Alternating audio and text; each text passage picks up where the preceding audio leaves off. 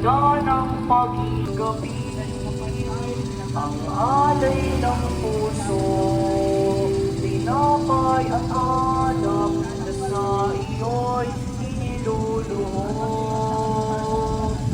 Kalungdan mo, mga munting handog, tanda ng pag-ibig at pag-asa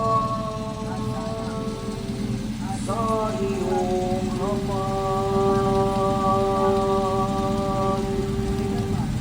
Manalangin kayo mga kapatid, upang itong ating paghahain ay kalugdan ng Diyos Amang makapangyarihan. Tanggapin nawa ng Panginoon itong paghahain sa iyong mga kamay, sa kapurihan niya at karangalan, sa ating kapakinabangan at sa buong sambayanan niyang banal.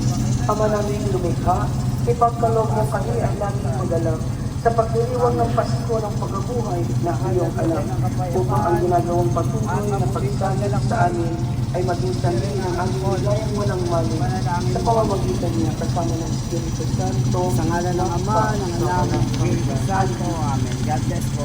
Thank you. sa iyo ang Panginoon.